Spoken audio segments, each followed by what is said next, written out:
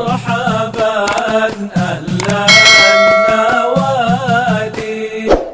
الفاتحة إلى روح سيدنا وحبيبنا وشفينا رسول الله محمد بن عبد الله وعلى آله وصحبه وأزواجه وذرياته وأهل بيته أجمعين، خصوصا إلى أرواح أولياء والصالحين من مشارق الأرض ومغاربها، وخصوصا في هذا البلد من الأولياء والصالحين. أنت تعلم بأسمائهم.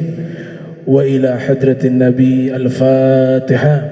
بسم الله الرحمن الرحيم. الحمد لله رب العالمين الرحمن الرحيم مالك يوم الدين. إياك نعبد وإياك نستعين اهدنا الصراط المستقيم صراط الذين أنعمت عليهم غير المغضوب عليهم ولا الضالين آمين.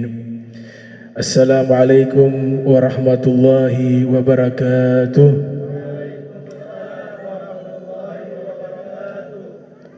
Alhamdulillahilladzi wakafa thumma salatu wassalamu ala nabiyil mustafa wa ala alihi wa sahbihi ahli sidiki wal wafa amma ba'du.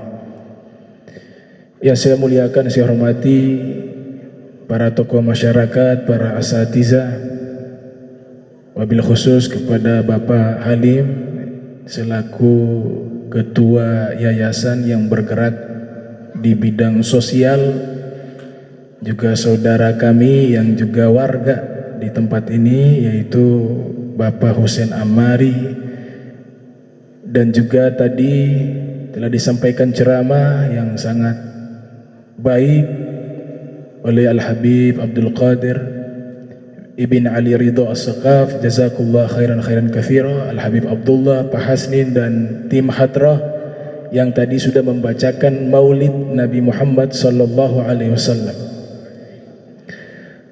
Tadi sudah disinggung sejarah pertama diadakan perayaan Maulid Nabi oleh Raja Kaukarbi Al-Muzaffar, Sahibul Mosul, yang menjabat sebagai gubernur di kota Mosul yang ada di Irak. Dan kitab Maulid pertama yang disusun oleh Al-Hafiz Ibnu Dihyah berjudul At-Tanwir fi Maulidi Bashirin Nadhir. Kemudian bapak-bapak, ibu-ibu sekalian, khususnya di Maluku Utara, kitab maulid yang paling tertua yang dibaca di Maluku Utara, terlebih khusus di kota kita tercinta Ternate, adalah Maulid Ad-Dibai atau Ad-Daibai. Ini kitab maulid sudah ada sejak ratusan tahun yang lalu. Kalau kita telusuri pengarang kitabnya bernama Syekh Abdurrahman Ad-Dibai atau Ad-Daibai. Beliau lahir pada tahun 866 Hijriah, wafat 944 Hijriah. Dengan tahun lahir dan wafatnya beliau, kita coba menghitung jarak waktu di masa beliau hidup dengan kitab yang beliau tulis, yang awalnya hanya untuk santri-santrinya, bukan untuk umum. Jadi beliau mengarang Maulid Ad-Dibai, tidak ada niat tersebar ke penjuru dunia, hanya niatnya untuk santri-santrinya. Tapi karena niatnya baik, Allah sebarkan karyanya sampai ke Ternate. Karena niatnya ikhlas, mukhlis lillahi subhanahu wa ta'ala. Sekarang 1443 Hijriah, maka kurang lebih 600 tahun lebih usia dari Maulid Ad-Dibai. Kemungkinan maulid ini sampai ke Ternate dibawa oleh para ulama-ulama terdahulu. Karena mufti-mufti Kesultanan Ternate, mufti-mufti Kesultanan Bacan, mufti-mufti Kesultanan Tidore, dan juga dulu Kesultanan Makean yang nanti berpindah. Ini semuanya mufti-muftinya ulama-ulama yang tingkatannya ulama-ulama internasional. Nah, mungkin mereka membawa ini maulid yang memang Allah takdirkan pengarang kitab maulid berkebangsaan Yaman, dan ulama-ulama yang menjadi mufti di kesultanan-kesultanan yang ada di Maluku Utara juga kebanyakan mufti-muftinya adalah orang-orang Yaman, tepatnya Hadramaut. Mereka datang membawa kitab maulid ini. Nah, Syekh Abdurrahman Ad-Dibai, sebagaimana dinyatakan, beliau pakar sejarah Islam, beliau pakar hadis, beliau juga pakar dalam bidang ilmu jarh wa ta'dil. Ada beberapa kitab yang beliau tulis, di antaranya Tarikh Zabid, sejarah kota Zabid, salah satu kitab karya beliau yang membahas tentang sejarah kota Zabid. Kota Zabid bukan kota yang baru dalam sejarah Islam. Ternyata kota Zabid ini yang ada di Yaman pernah didoakan oleh Nabi Muhammad sallallahu alaihi wasallam. Ada sahabat bernama Abu Musa Al-Asy'ari datang ke kota Madinatul Munawwarah membawa rombongan orang-orang yang tinggalnya di kota Zabid menemui Nabi Muhammad. Mereka ingin menyatakan keislaman di hadapan Nabi Muhammad. Kemudian Nabi Muhammad sallallahu alaihi wasallam bertanya, "Min aina ji'tum?" Kalian datang dari mana? Mereka mengatakan, "Kami dari Zabid ya Rasulullah." Nabi bahagia mendengar jawaban tersebut. Kemudian Nabi berdoa kepada Allah, "Barakallahu fi Zabid." Semoga Allah berikan keberkahan di kota Zabid. Dan doa Nabi terwujud. Kota Zabid menjadi kotanya ulama sampai hari ini. Madinatul ulama wal muhaddithin, menjadi kotanya para ulama dan kotanya para ahli hadis. Di setiap kampung yang ada di kota Zabid pasti didapati rumah tersebut adalah rumah ulama. Justru sulit mencari yang bukan ulama di kota tersebut. Mencari ulama mudah, tapi mencari orang yang bukan ulama di kota Zabid sangat sulit. Nah, ini terbalik dengan kita. Mencari ulama susah. Kota Tarim demikian. Allah makmurkan dengan banyaknya para ulama. Nah, ini maulid Nabi, salah satunya kitab Maulid Ad-Dibai, itu berasal dan terkenal di kota Zabid. Keberkahannya sampai ke kota Ternate. Alhamdulillah. Jadi jangan pernah melarang orang yang sudah membaca ini maulid ratusan tahun. Datang orang baru belajar tahun 1924 atau 1932 Masehi atau 1927 Masehi, muncul ajaran-ajaran yang menyatakan membaca maulid adalah perbuatan bid'ah, padahal fatwa itu baru. Sejak dulu tidak ada satupun ulama ahli hadis yang melarang untuk membaca kitab-kitab maulid Nabi Muhammad sallallahu alaihi wasallam. Maka jangan heran kalau negeri ini masih dijaga oleh Allah. Salah satu bentuk fadail, keutamaan membaca maulid Nabi adalah daf'ul bala, menolak bala. Maka Allah liyu'adzibahum wa anta fihim. Allah tidak akan mengazab satu kaum kalau masih ada engkau di tengah-tengah mereka. Engkau di sini siapa? Nabi Muhammad. Ulama tafsir mengatakan setiap kali menyatakan kata ganti domir yang menunjukkan Nabi Muhammad, maka fadilahnya itu tidak terbatas di saat beliau hidup saja. Namun tatkala beliau wafat, manfaat fadilahnya masih bisa mengalir kepada kita jika kita banyak menyebut nama Nabi Muhammad. Nama Nabi Muhammad dawa wasyifa min kulli da. Nama Nabi Muhammad obat, penyembuh dari segala penyakit, dari segala bala, dari segala musibah. Jika kita banyak menyebut nama Nabi Muhammad sallallahu alaihi wasallam. Ada salawat tip, salawat obat. Syekh Yusuf An-Nabhani mengarang kitab Afdalus Salawat ala Sayyidi Sadat. Nama kitabnya membahas tentang khasiat-khasiat salawat. Di antaranya salawat tip kulub, obat hati.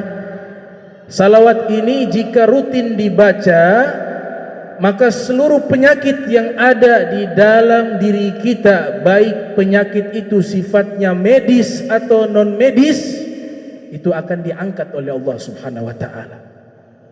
Allahumma salli wa sallim ala sayyidina Muhammad tibbil qulub wa dawaiha wa afiyat abdani wa shifaiha wa nuril absari wa diyaiha wa kuti ajsadi wa rawahi wa gidaiha. Ini salawat obat. Kenapa salawat khasiatnya bisa menjadi obat? Karena bibarkati zikri ismi Sayyidina Muhammad, karena sebab menyebutkan nama Nabi Muhammad sallallahu alaihi wasallam. Jadi ini maulid ad-dibai. Ada juga maulid simtud durar yang disusun oleh al-imam al-arif billah al-habib Ali ibn Muhammad al-Habsyi, atau maulid Barjanzi, Syaraful Anam, Al-A'zab, Day'ul Lame, dan kitab-kitab maulid lainnya memiliki khasiat yang sama, diantaranya menolak bala dan musibah dan mengangkat penyakit. Akan tetapi khasiatnya ini bisa terwujud ketika kita menyebut nama Nabi, dalam hatinya kita harus yakin bahwa Nabi tahu, mengenal bagi orang yang mengucapkan salawat dan salam kepada beliau. Nabi katakan, inna a'malakum tu'radu alayya fa in wajadtu khairan hamidullah wa in wajadtu ghaira dzalik istaghfartullah lakum. Amalan perbuatan kalian ditunjukkan di hadapanku. Jika aku dapati amalan kalian baik, aku bersyukur kepada Allah. Jika aku dapati amalan kalian buruk, aku beristighfar kepada Allah. Padahal ini Nabi katakan, hayati khairul lakum wa mamati khairul lakum. Hidupku baik untuk kalian dan wafatku juga baik untuk kalian. Jadi konteks hadis ini Nabi sedang menceritakan Nabi di alam kubur, Nabi di alam barzah. Amal perbuatan umatnya disodorkan oleh Allah. Nabi mengenal siapa saja yang melakukan amal-amal baik dan siapa saja yang melakukan amal-amal buruk. Jadi Nabi tidak pernah terpisah, tidak pernah berpisah dengan umatnya sampai saat ini. Wa'lamu anna fikum Rasulullah. Ketahuilah di tengah-tengah kalian ada Rasulullah. Ini firman di surat Al-Hujurat. Ketahuilah sesungguhnya di tengah-tengah kalian ada Rasulullah. Bagi orang yang punya ittisal, hubungan al-qawi yang kuat dengan Nabi Muhammad SAW, dia akan mendapati maqam, satu pangkat hidup bersama Nabi. Ya. Standar paling rendah, Nabi hidup dalam hatinya. Standar yang paling tinggi, Nabi hadir di hadapannya. Al-mahabbah, al-mar'u ma'aman ahab. Seseorang dikumpulkan dengan orang yang ia cinta. Man ahya sunnati faqad ahyani. Siapa yang menghidupkan sunnahku, sungguh dia telah menghidupkan aku. Nabi tidak mengatakan seakan-akan dia menghidupkan aku. Kalau seakan-akan itu perumpamaan. Tapi Nabi katakan siapa yang hidupkan aku lewat sunnah-sunnahku, lewat rasa cintanya kepadaku, faqad ahyani, sungguh aku hidup di tengah-tengahnya. Wa man ahyani kana ma'i fil jannah, dan siapa yang menghidupkan aku, dia bersamaku di dalam surga. Ini perlu keyakinan bapak-bapak sekalian. Kalau keyakinan kita Nabi meninggal, dikubur di dalam tanah, kemudian dagingnya rusak, jadi tulang belulang, sampai mati pun orang yang seperti ini pemikirannya tidak akan bisa tersambung hatinya dengan Nabi Muhammad. Imam Ahli Sunnah wal Jamaah bernama Al-Imam Al-Baihaqi yang lahir tahun 384 Hijriah. Beliau mengarang satu kitab berjudul Hayatul Anbiya'i Ba'da Wafatihim, hidupnya para nabi setelah wafatnya mereka. Dalam kitab tersebut beliau menyatakan para anbiya diberikan alam khusus di kuburan mereka, alam khusus. Oleh sebab itu para sahabat tatkala Nabi telah meninggal dunia, ada di antara mereka bertemu dengan Nabi Muhammad. Di antaranya Ibnu Abbas, Abdullah ibn Abbas.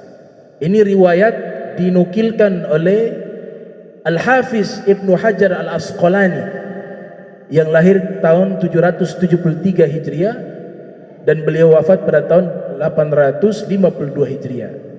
Memiliki satu kitab berjudul Fathul Bari, syarah daripada Sahih Al-Bukhari. Di dalam kitab tersebut Ibnu Abbas tatkala rindu kepada Nabi, beliau teringat salah seorang istrinya Nabi bernama Sayyidah Maimunah memiliki jubah yang sering digunakan oleh Nabi Muhammad. Tatkala Nabi telah wafat, ceritanya Ibnu Abbas datang ke rumahnya Sayyidah Maimunah, meminjam jubahnya Nabi untuk dikenakan karena sudah begitu rindu kepada Nabi Muhammad. Maka diizinkan itu jubah dikenakan oleh Ibnu Abbas. Ibnu Abbas menggunakan jubah tersebut, kemudian menghadap cermin. Tatkala ia menghadap cermin, yang dia lihat di cermin tersebut bukan wajahnya, tapi wajahnya Nabi Muhammad. Nah, karena mereka punya al-ittisal, punya hubungan yang kuat, kecintaan kepada Nabi Muhammad sallallahu alaihi wasallam. Nah, Maulid Ad-Dibai ini, saudara-saudara sekalian, ada satu paragraf yang sangat indah yang ditulis oleh Syekh Abdurrahman Ad-Dibai.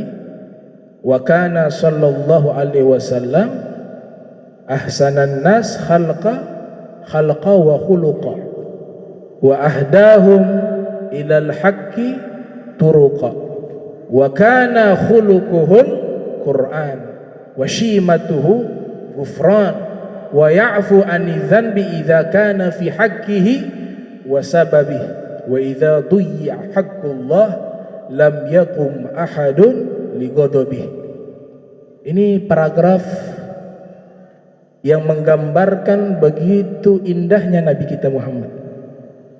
Wa kana Rasulullah fil hadis ahsanan nas khalqa wa khuluqa. Khalqa wa khuluqa, adalah Nabi Muhammad manusia yang paling bagus, paling indah fisik dan akhlak. Paling sempurna fisik beliau, paling sempurna akhlak beliau.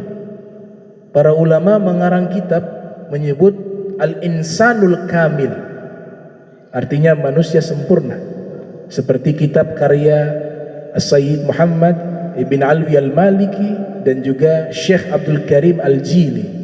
Judul kitab mereka Al-Insanul Kamil, manusia sempurna. Yang dimaksud manusia sempurna di dalam kitab tersebut yaitu Nabi Muhammad sallallahu alaihi wasallam. Karena perilaku beliau baik, akhlak beliau baik, fisik beliau juga fisik yang terbaik, fisik yang indah. Maka setelah itu dikatakan wa kana khuluquhul Qur'an, akhlak daripada Nabi Muhammad adalah Al-Qur'an. Wa shimatuhu gufran, perangai beliau pemaaf, gufran. Jadi Nabi mengajarkan kepada umat Islam menjadi manusia yang melakukan kebaikan kepada siapa saja. Imam Ali bin Abi Thalib sebagai pewaris Nabi Muhammad dalam kitab Nahjul Balaghah, dan ini pernyataan Imam Ali dijadikan referensi hukum oleh PBB, Perserikatan Bangsa-Bangsa, dijadikan satu buku. Imam Ali membahas tentang kemanusiaan, tentang sosial, tentang kejiwaan, psikis, dan tentang keagamaan. Beliau mengatakan manusia itu ada dua. Manusia yang pertama saudaramu di dalam agamamu. Manusia yang kedua saudaramu di dalam kemanusiaan. Ini ajaran yang mengajarkannya adalah Nabi Muhammad.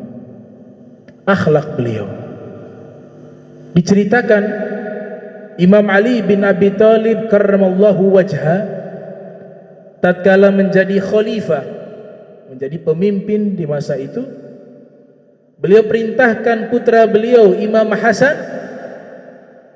untuk menyediakan makanan yang nanti dibagikan kepada seluruh kaum fuqara yang ada di kota Madinah.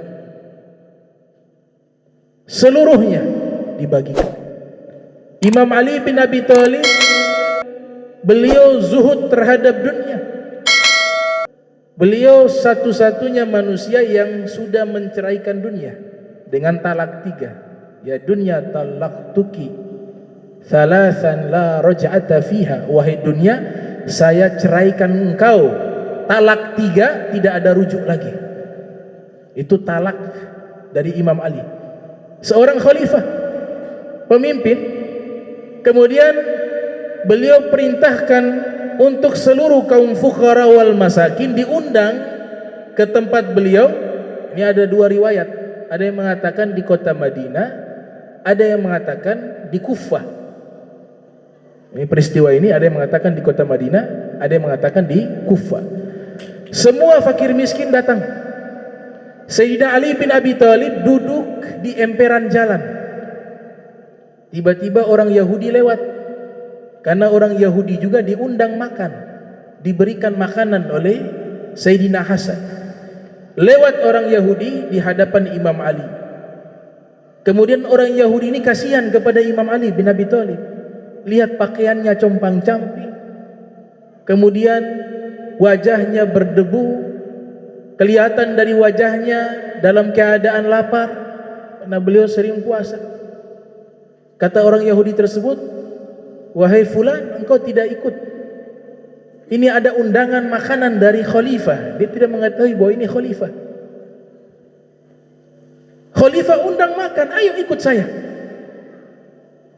Kata Amirul Mukminin Imam Ali bin Abi Thalib, engkau saja, terima kasih. Saya sudah cukup dengan makanan yang saya makan.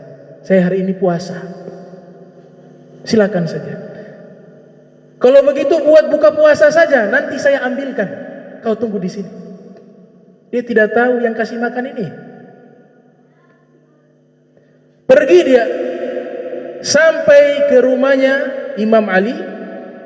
Sayyidina Hasan membagi-bagikan makanan. Tiba giliran orang Yahudi tersebut, kata orang Yahudi, berikan kepada saya 2 jatah makanan. Kata Sayyidina Hasan, kenapa 2 jatah? Engkau kan sendiri. Tidak ada orang tua di emperan jalan situ, dia belum makan. Biar saya bawakan untuknya. Kata Sayyidina Hasan, di mana dia orang itu? Itu ditunjuk tempatnya. Sayyidina Hasan mengatakan, beliaulah yang memerintahkan saya memberikan makan kepada kalian. Beliaulah Khalifah Amirul Mukminin Ali bin Abi Thalib. Ini Yahudi masuk Islam. Ini pemimpin seperti ini, ia lihat akhlak agama Islam yang luar biasa seperti ini, tanpa diajak, dengan perilaku akhlak yang baik, menarik mereka ke dalam agama Islam. Kan prinsip agama Islam jelas, la ikraha fiddin, nggak boleh paksa masuk ke dalam agama, itu prinsip Islam. Tapi dibuktikan dengan perilaku. Pepatah Arab mengatakan lisanul hal afsah min lisanil maghal. Teladan, contoh perbuatan lebih fasih daripada sekedar ucapan. Nah, Imam Ali praktekkan ilmu ini. Dari mana ia dapat? Kana khuluqul Quran, dari orang yang akhlaknya Al-Quran, Nabi Muhammad sallallahu alaihi wasallam. Makanya ajaran akhlak jadi prinsip ajaran agama Islam. Akhlak yang diajarkan bukan hanya kepada manusia, bahkan hewan sekalipun di dalam agama Islam diajarkan kita berbuat baik kepadanya. Nabi ceritakan, dakhalati imra'atun an-nar fi hirratin habasatha. Ada seorang wanita masuk neraka sebab kucing yang ia kurung tidak beri makan. Akhirnya kucing itu mati, dia masuk ke dalam neraka. Sebab hewan diperlakukan secara zalim bisa menyebabkan orang tersebut masuk ke dalam neraka. Bagaimana dengan manusia? Ini prinsip-prinsip ajaran Islam yang perlu kita ketahui. Oleh sebab itu Nabi Muhammad sallallahu alaihi wasallam digambarkan oleh para sastrawan akhlak sempurna, fisik sempurna. Fahuwa alladhi tamma ma'nahu wa suratuhu summa astafahu habiban bari'un nasami munazzahu an syarikin fi mahasinihi fajawharul husni fihi ghairu munqasimi. Beliau sempurna fisik dan akhlaknya, kemudian Allah mengangkat beliau menjadi kekasihnya. Beliau disucikan, dibersihkan dari tandingan, dari sisi keindahan, maka seluruh keindahan terkumpul di dalam diri Nabi Muhammad yang tidak pernah Allah bagikan kepada makhluk lainnya. Nabiyyun azim khuluquhu al-khuluqul ladzi lahu azzama ar-rahmanu fi sayyidil kutbi. Nabi yang agung, yang akhlaknya telah dipuji dan dimuliakan oleh Allah Sang Maha Penyayang, yang termaktub di dalam Al-Quranul Karim, yaitu Nabi kita Muhammad sallallahu alaihi wasallam. Wa innaka la'ala khulqin azim. Ada seorang pakar Al-Quran bernama Al-Imam Al-Wahidi Naisaburi namanya. Al-Wahidi Naisaburi punya kitab Asbabun Nuzul, kronologis peristiwa yang terjadi sebelum ayat turun. Jadi ada peristiwa dulu, baru ada ayat turun untuk menjelaskan daripada peristiwa tersebut. Atau ada juga ayat turun tanpa peristiwa, Nabi tidur dapat wahyu. Tidak semua asbabun nuzul itu dalam Al-Quran, tidak semua ada asbabun nuzul. Tidak semua ayat itu ada asbabun nuzul. Ada sebagian asbabun nuzul, ada sebagian tidak ada asbabun nuzul. Nah, asbabun nuzul wa innaka la'ala khuluqin azim. Beberapa riwayat menceritakan Nabi ketika berdakwah di Taif atau meminta suaka perlindungan tatkala diganggu oleh orang-orang Quraisy, musyrik Quraisy, beliau coba minta bantuan ke tempat yang namanya Taif yang ada di pinggiran kota Makkah. Ternyata bukannya dibantu, justru beliau diusir, diperlakukan dengan tidak layak. Malaikat penjaga gunung menyaksikan peristiwa tersebut, murka kepada penduduk Taif, bahkan meminta izin kepada Allah agar gunung ini ditimpakan kepada seluruh penduduk Taif. Kalau itu terjadi, semuanya mati. Tapi malaikat ini minta izin kepada Nabi. Ya Rasulullah, Allah perintahkan kepada saya, kalau engkau izinkan, kami balikkan ini gunung untuk ditimpakan kepada penduduk Taif, karena mereka sudah mengusir engkau, memperlakukan engkau dengan tidak layak. Apa kata Nabi? Jangan. Allahumma gfir li qaumi fa innahum la ya'lamun. Semoga Allah ampuni kaumku. Mereka lakukan itu karena mereka tidak tahu siapa saya, kata Nabi Muhammad. Jangan. Fi riwayatin ukhra, la ya Jibril, malaikat Jibril yang datang. Wahai Rasulullah, saya binasakan ini kaum. Kata Nabi, la ya Jibril, asa Allahu ayyakhruja min aslabihim man yaqul la ilaha illallah. Jangan Jibril, saya masih punya harapan. Mungkin dari anak turunan mereka ada yang mengucapkan la ilaha illallah. Langsung turunin ayat, wa innaka la'ala khuluqin azim. Sungguh engkau memiliki akhlak yang agung, akhlak yang ada di atas keagungan, akhlak Nabi Muhammad sallallahu alaihi wasallam. Oleh sebab itu hadis tentang akhlak di dalam Islam menjadi hadis yang sangat penting. Kita sering mendengar beberapa riwayat. Ada Al-Habib Muhammad Al-Haddar, beliau mengarang kitab berjudul Ajalatus Sibaq ila Makarimil Akhlaq yang membahas tentang akhlak mulia. Dalam kitab tersebut ada seorang bertanya kepada Nabi Muhammad SAW, ya Rasulullah, mad-din, apa itu agama Islam? Nabi menjawab, husnul khuluq, akhlak yang baik. Dia tidak puas dengan jawaban tersebut. Dia pergi ke arah kanannya Nabi bertanya, ya Rasulullah, mad-din, apa itu agama Islam? Nabi menjawab, husnul khuluq, akhlak yang baik. Belum puas dengan jawaban tersebut, dia berada di posisi kirinya Nabi Muhammad bertanya dengan pertanyaan yang sama, ya Rasulullah, mad-din, apa itu agama Islam? Ternyata Nabi menjawab dengan jawaban yang sama, husnul khuluq, agama Islam adalah akhlak yang baik.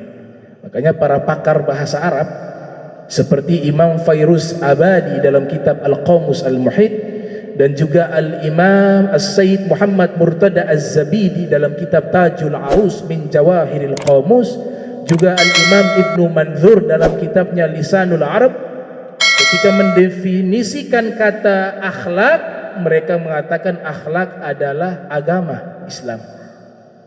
Secara bahasa ad-din, tabi'ah, tabiat, sajiyah, perangai, muro'ah, budi luhur, al-adah, kebiasaan. Itu akhlak secara bahasa.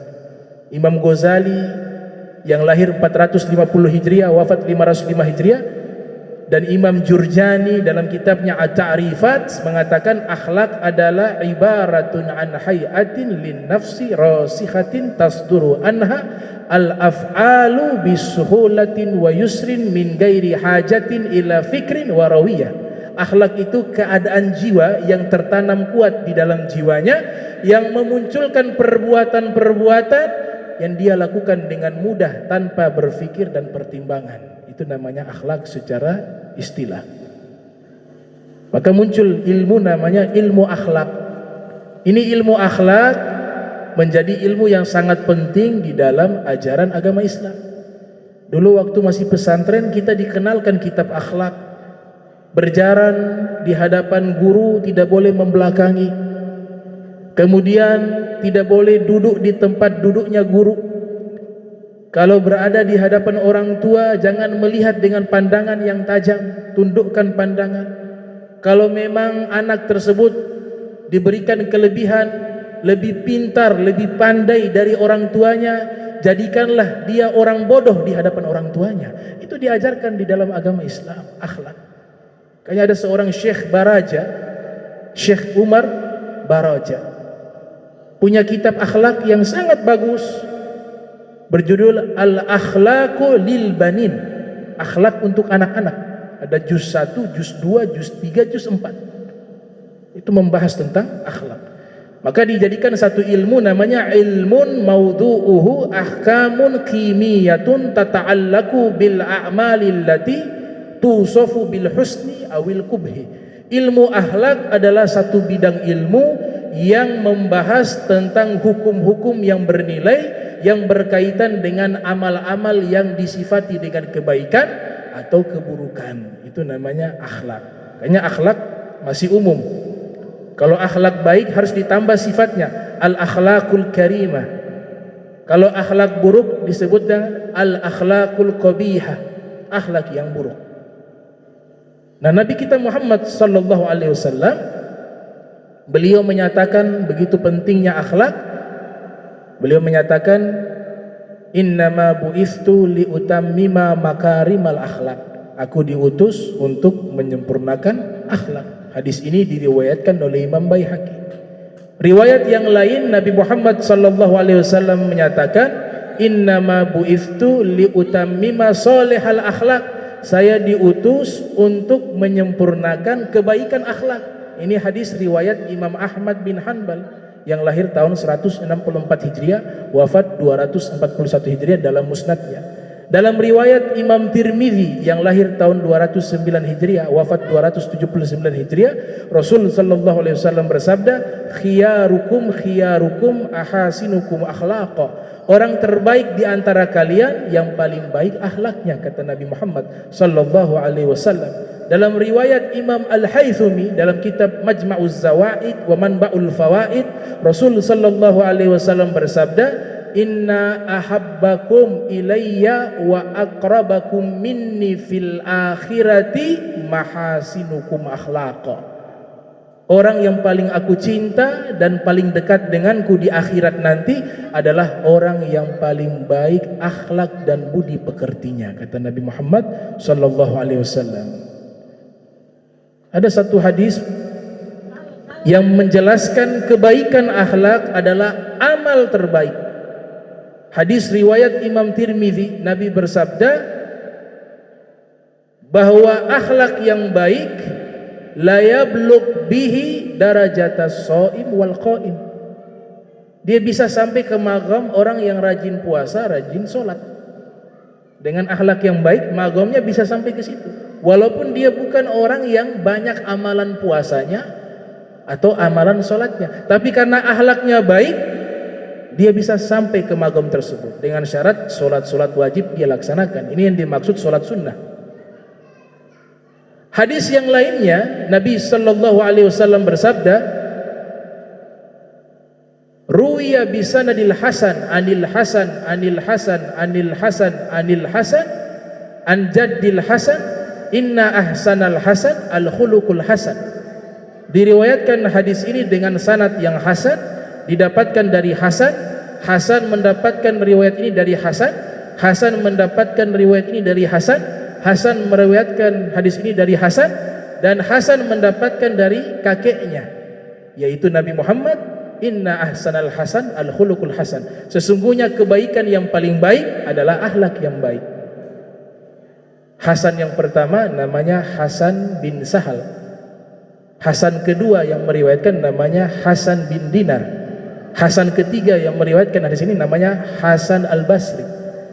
Hasan keempat yang meriwayatkan hadis ini adalah Hasan bin Ali, dan kakeknya Hasan adalah Nabi Muhammad.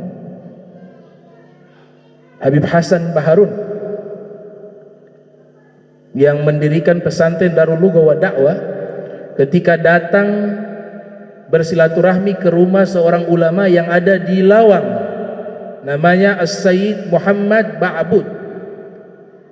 Kemudian Sayyid Muhammad Ba'bud ketika melihat kedatangan Habib Hasan, beliau mengatakan, ya Hasan, ruwiya bisanadil Hasan anil Hasan anil Hasan anil Hasan anil Hasan an jaddil Hasan inna ahsanal hasan al khuluqul hasan.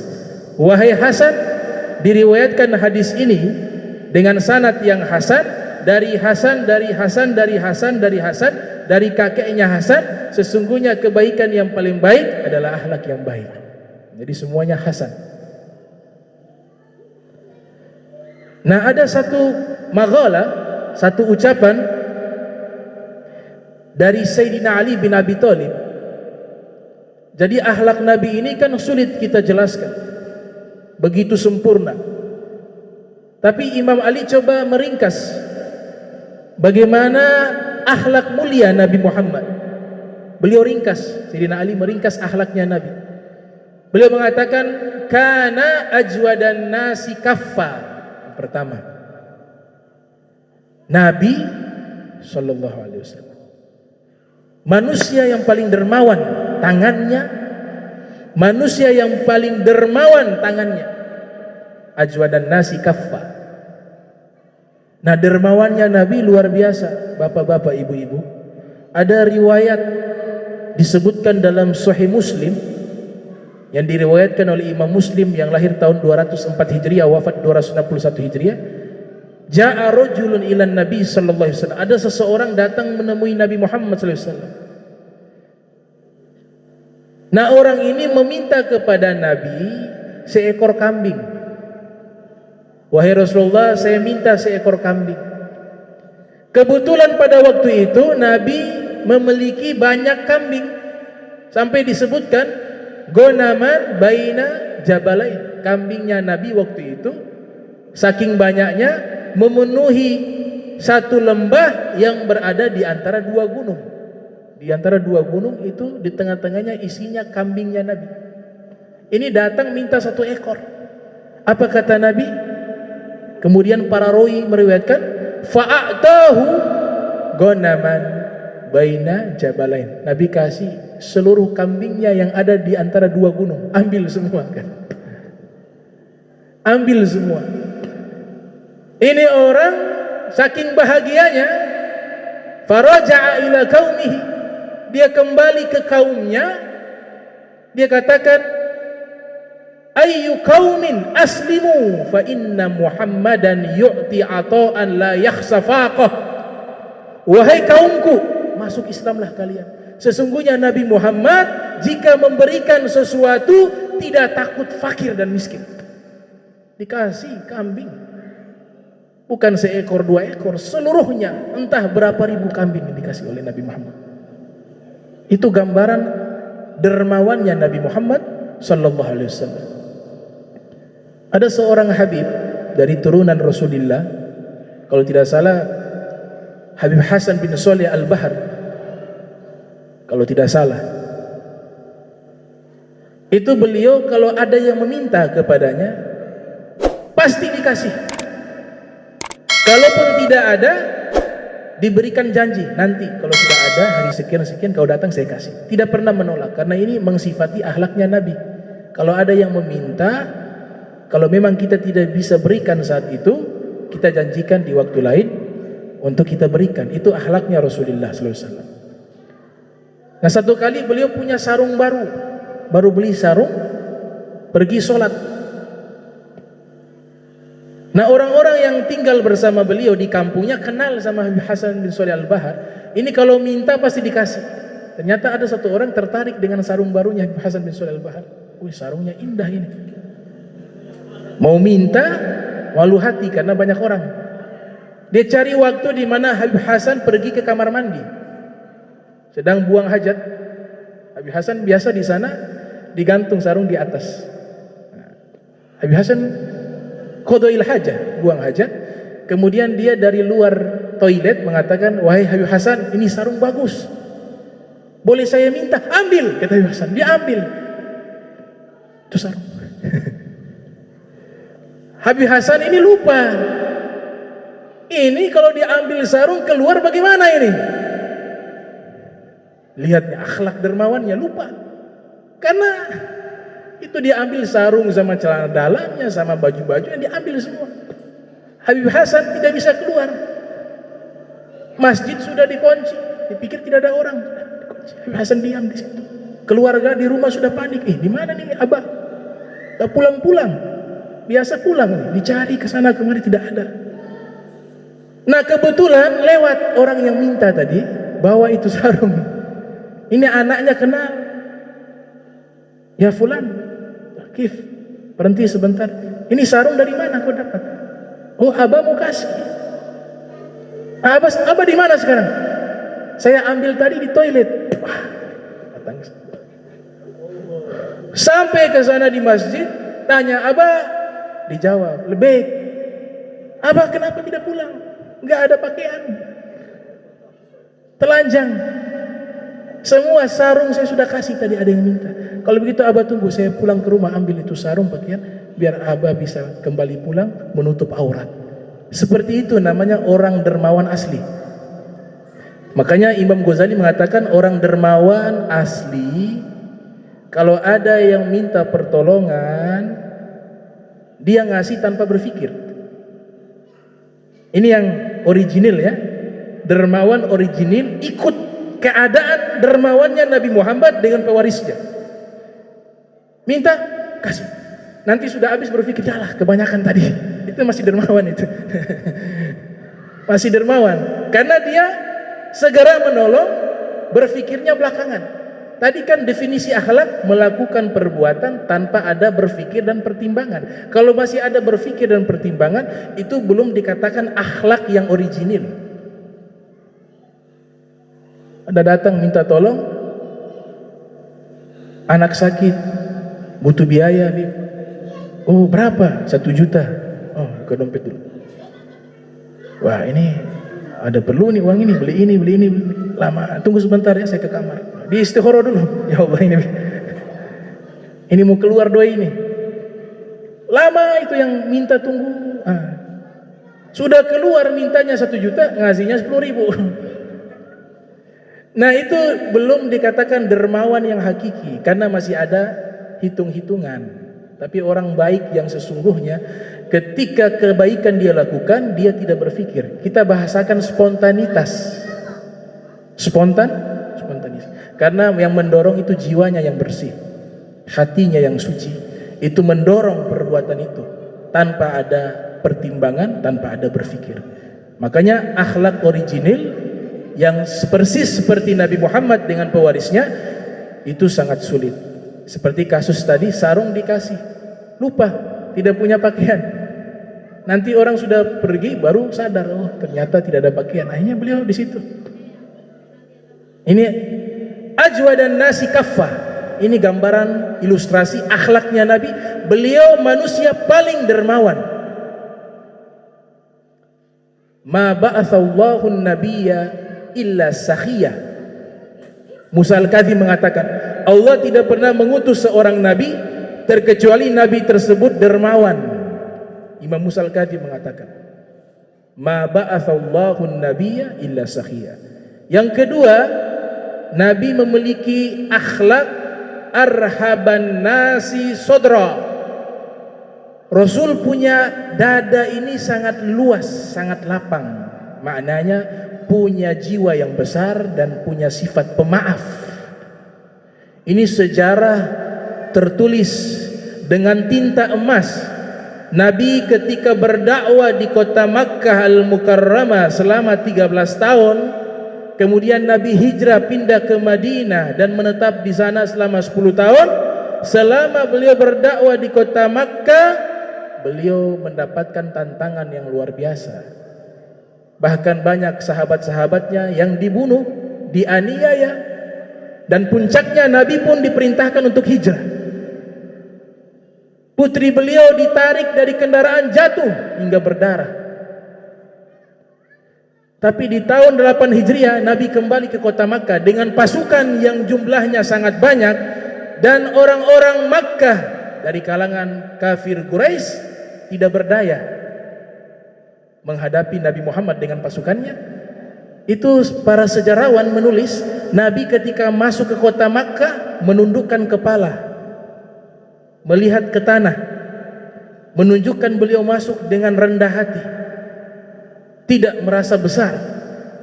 Sampai di dalam kota Makkah, beliau memberikan satu pernyataan, man aghlaqa alaihi babah fahuwa amin, wa man dakhala al-masjida fahuwa amin, wa man dakhala dara Abi Sufyan fahuwa amin. Siapa yang mengunci pintu rumahnya, dia aman. Siapa yang masuk ke masjid, dia aman. Siapa yang masuk ke rumahnya Abi Sufyan, dia aman. Abi Sufyan waktu itu sebagai pemimpin mereka, dia aman. Maka Nabi menghadap mereka. Ada di antara mereka yang pernah mengganggu Nabi Muhammad, pernah menghalangi dakwah Nabi Muhammad, pernah berbuat tidak baik kepada Nabi Muhammad. Nabi Muhammad mengatakan kepada mereka, dan ini diriwayatkan oleh Imam Syafi'i dalam kitab Al-Um, juga diriwayatkan oleh para ulama-ulama pakar sejarah seperti Ibnu Hisham dalam kitabnya As-Sirah Nabawiyah. Nabi mengatakan begini kepada mereka, ya ma'syaral Quraisy, wahai segenap kaum Quraisy, ma turawna anni fa'ilun fikum. Ma turawna anni fa'ilun fikum. Kira-kira menurut kalian apa yang akan saya lakukan kepada kalian? Nabi. Ini mereka sudah tidak berdaya ini. Mereka karena takut mengatakan anta khairan, anta akhun karim, engkau saudara yang mulia. Wa ibnu akhin karim, engkau anak dari saudara yang mulia. Mereka mau minta maaf. Apakah Nabi membalas? Kalau kita baca sejarah-sejarah kerajaan, ini kerajaan raja yang masuk satu negeri, kalau ada permusuhan itu dihancurkan, dimusnahkan. Tapi Nabi tidak. Nabi katakan fa antum tulaqa, izhabu fa antum tulaqa. Kalian silakan pergi, kalian semuanya bebas. Satu sahabat mengatakan, hari ini hari peperangan, malhamah, hadzal yaum yaumul malhamah. Nabi katakan, la hadzal yaum yaumul marhamah. Hari ini hari kasih sayang, bukan hari peperangan, kata Nabi Muhammad SAW. Padahal masuk ke kota Makkah yang dulu mengusir Nabi. Itu namanya arhaban nasi sodra, dada beliau lapang, pemaaf. Yang ketiga, sifatnya Nabi, kata Imam Ali, asdakan nasi lahjatan. Rasul manusia yang paling jujur ucapannya, tidak pernah berbohong, sehingga dijuluki dengan Al-Amin. Dan Nabi mengajarkan kepada kita untuk senantiasa jujur. Alaikum bisidqi fa inna sidqa yahdi ilal bir wa innal birra yahdi ilal jannah. Hendaklah kalian jujur, karena jujur membawa kepada kebaikan dan kebaikan membawa kepada surga, kata Nabi sallallahu alaihi wasallam. Ma yazalu rajulu yasduq wa yataharra sidqa hatta yuktab indallahi siddiqa. Jika ada seseorang senantiasa jujur dalam ucapannya dan dia menjaga kejujuran tersebut, maka akan ditulis di sisi Allah sebagai orang-orang yang jujur. Wa alaikum wal kadhiba, dan hindarilah berdusta. Fa innal kadhiba yahdi ilal fujur, karena dusta itu membawa kepada dosa. Wa innal fujur yahdi ilan nar, dan dosa membawa kepada neraka. Ma yazalu rajulu yakdzib wa yataharral kadhiba, senantiasa seseorang itu suka berdusta dan dia selalu menjaga kedustaannya, hatta yuktab indallah kadzdzaba, maka dicatat di sisi Allah sebagai seorang pendusta atau orang-orang yang pendusta. Jujur.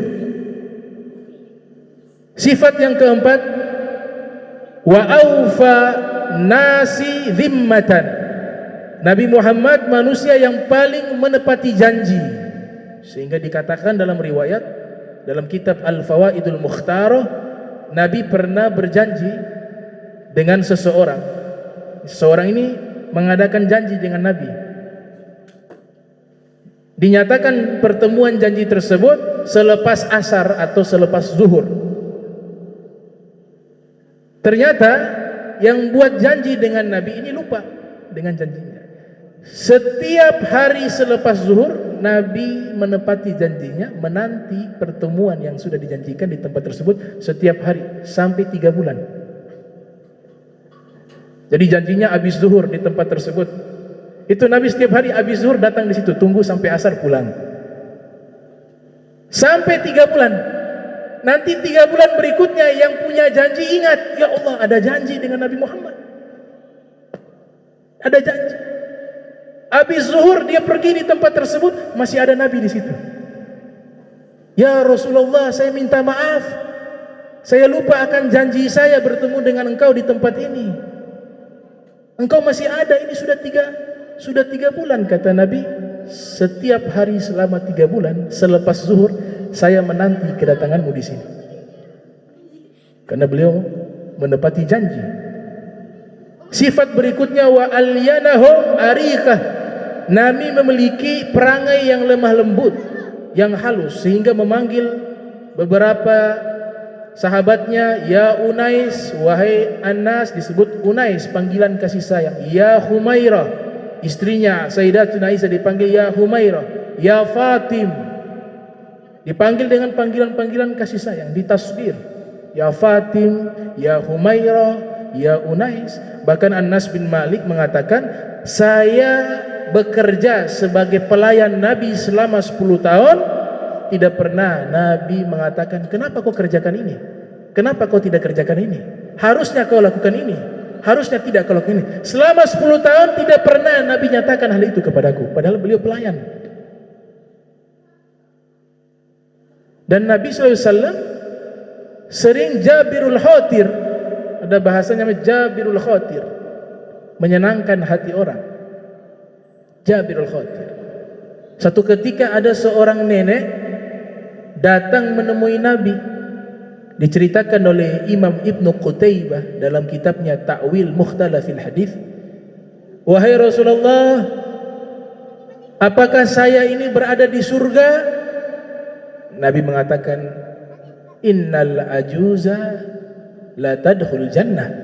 Sesungguhnya nenek tidak masuk surga. Itu nenek menangis. Allah, saya tidak di surga. Nenek ini pergi, niatnya Nabi mau bercanda.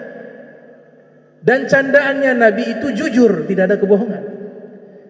Nabi lihat dia menangis, pergi. Nabi katakan kepada sahabat, kejar itu nenek, katakan kepadanya bahwa di surga tidak ada nenek-nenek. Semua yang masuk surga menjadi muda.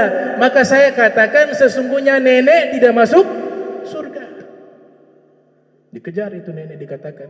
Ini penjelasannya seperti itu. Akhirnya nenek itu bahagia, girang. Jadi kita kalau masuk surga, usia kita kembali muda 33 tahun. Yang meninggal usia 70 tahun, ada yang meninggal 80 tahun, ada yang meninggal 90 tahun, ada yang meninggal 60 tahun. Tapi ketika masuk surga jadi muda lagi.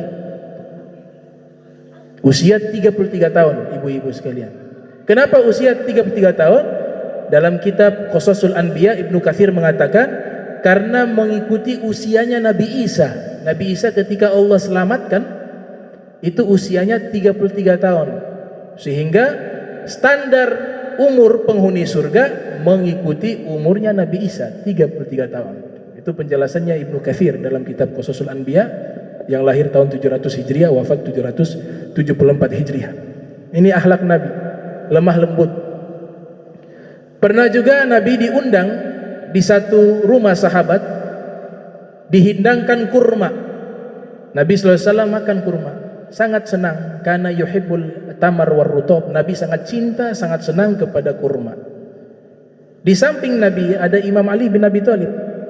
Disediakan satu piring khusus untuk menampung biji kurma yang mereka sudah makan. Sayyidina Ali ingin bercanda dengan Nabi. Jadi Nabi itu bukan orang tegang terus, tidak ada candaan-candaan Nabi di dalam hidupnya. Makanya Al-Imam Al-Mawardi itu punya kitab berjudul Adabud Dunya wad Din atau Adabuddin wad Dunya. Itu ada satu fasal membahas mizahun Nabi, candaan Nabi Muhammad. Sayyidina Ali letakkan itu biji korma, makan, diletakkan biji korma di tempat piringnya Nabi Muhammad. Selesai seluruhnya makan kurma, Imam Ali mengatakan, wahai sahabat-sahabat, coba perhatikan, Nabi kita hebat. Bukannya hanya hebat sebagai seorang Nabi, tapi juga beliau hebat karena makan kurma paling banyak di antara kita semua. Mereka lihat piring bijinya paling banyak. Nabi cerdas. Para Nabi itu diberikan IQ di atas rata-rata. Al-Imam Qastalani mengatakan Allah berikan 99 kecerdasan kepada Nabi Muhammad sallallahu alaihi wasallam. Satu Allah bagikan kepada seluruh manusia termasuk para nabi, para rasul. Apa jawaban Nabi? Ya sehebat-hebatnya nabi kalian, tapi tidak sehebat Imam Ali. Nabi kalian ini hebat, tapi kalau makan kurma tidak dengan bijinya. Tapi coba perhatikan, Sayyidina Ali punya kan tidak ada biji.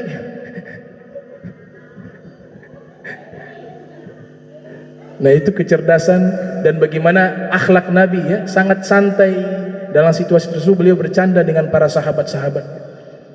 Mizahun Nabi sallallahu alaihi wasallam.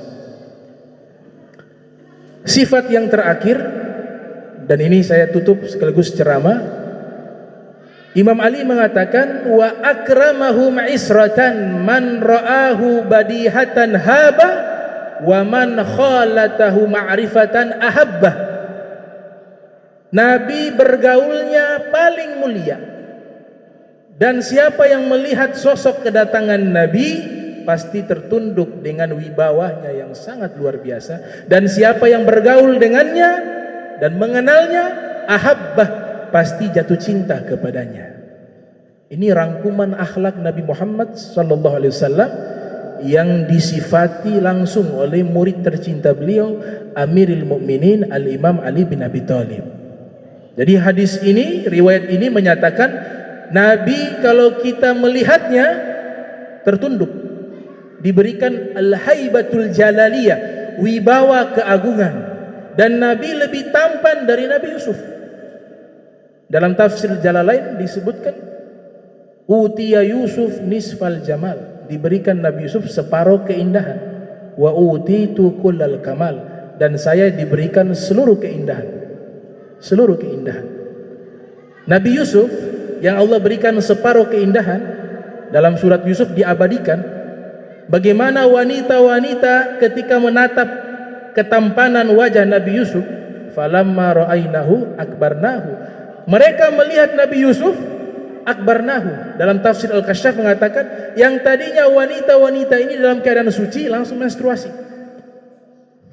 Itu tafsir Kasyaf, langsung menstruasi. Lagi suci, lihat Nabi Yusuf menstruasi. Kata Imam Zamakhsyari dalam tafsir Al-Kasyaf, berarti ini tampannya luar biasa. Sampai sekarang nggak ada orang ganteng lihat kemudian menstruasi. Tidak hanya sampai di situ, ibu-ibu, mereka terbius dengan ketampanan Nabi Yusuf.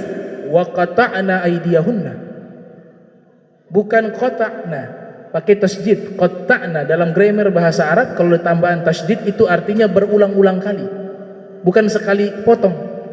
Ini wanita disediakan pisau dengan buah-buahan, kemudian ini Zulaiha perintahkan Nabi Yusuf keluar jalan di hadapan mereka. Mereka sedang memotong itu buah-buahan, lihat ketampanan Nabi Yusuf, tidak sadar jari mereka terpotong-potong, bukan sekali potongan, berulang-ulang kali, tidak sadar. Kalau dokternya seperti Nabi Yusuf, gak perlu obat bius. Mau operasi, lihat wajah saya, dipotong gak keras, karena dibius.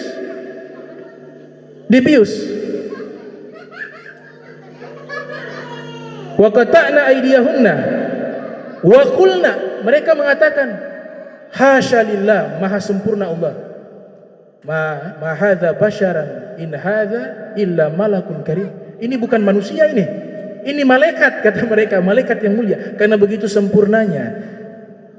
Itu baru Nabi Yusuf, bagaimana Nabi Muhammad. Nah, kenapa Nabi Yusuf dalam riwayat dan dalam firman wanita-wanita terbius dengan ketampanannya, tapi dalam riwayat-riwayat Nabi Muhammad tidak ada wanita yang memotong jarinya ketika melihat ketampanan Nabi Muhammad. Dijelaskan oleh As-Said Muhammad bin Ali Al-Maliki, karena ketampanan Nabi Yusuf tidak dibungkus dengan wibawa kemuliaan. Tampan, gagah, tapi masih berani orang lihat. Tapi kalau Nabi Muhammad tampannya begitu sempurna, kemudian Allah bungkus dengan al-haibatul jalaliyah, wibawa yang sangat besar, sehingga laki-laki ataupun perempuan tidak mampu menatap wajah beliau. Sayyidatuna Aisyah mengatakan, walau niswatu Yusufa lara'aina jamalahu la'atharna taghdi'al qulub 'alal aidi.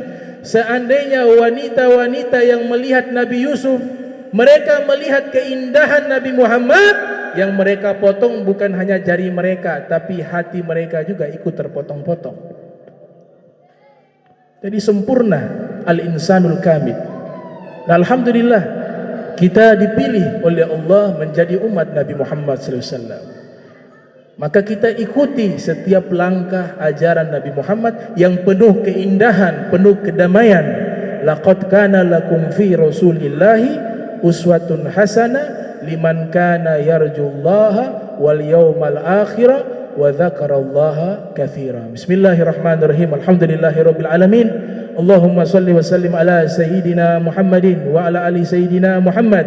Allahumma shalli wa sallim ala nuril anwar wa siril asrar wa triyakil aghyar wa miftahi babil yasar sayyidina Muhammadil mukhtar wa ala ali athhar wa ashabil akhyar alinamillah wa afdalih. Allahumma salli wa sallim ala sayyidina Muhammadin miftahi babi rahmatillah adada ma fi ilmillah salatan wa salaman daimain mutalazimain bidawai mulkillah wa ala alihi wa sahbihi wa man walah. Allahumma salli wa sallim ala sayyidina Muhammadin tibil qulub wa dawaiha wa afiyat abdani wa shifaiha wa nuril absari wa diyaiha wa kuti ajsadi wa arwahi wa gidaiha wa ala alihi wa sahbihi ajmain. Allahumma jam'ana hadha jam'a marhuma wa tafarraqana min ba'di tafarraqa ma'zuma wa la tajal minna wa la minna syaqiyya wa la mahruma. Allahumma nadhir qulubana 'ani ta'alluqi biman dunak waj'alna min qaumin tuhibbuhum wa yuhibbunak. Subhanaka bihamdika asyhadu an la ilaha illa anta astaghfiruka wa atubu ilaik. Wa sallallahu sayyidina Muhammadin wa ala alihi wa sahbihi wa barik wa sallam wa ila hadratin nabi Muhammad sallallahu alaihi wasallam. Al-Fatihah. Bismillahirrahmanirrahim. Alhamdulillahirabbil alamin arrahmanir rahim maliki yaumiddin. Iyyaka na'budu wa iyyaka nasta'in. Ihdinas siratal mustaqim siratal ladzina an'amta 'alaihim ghairil maghdubi 'alaihim waladdallin. Amin. Wa subhanaka Allahumma tahiyyatun fiha salam wa ahda walhamdulillahirabbil alamin wa la minkum wassalamu alaikum warahmatullahi wabarakatuh.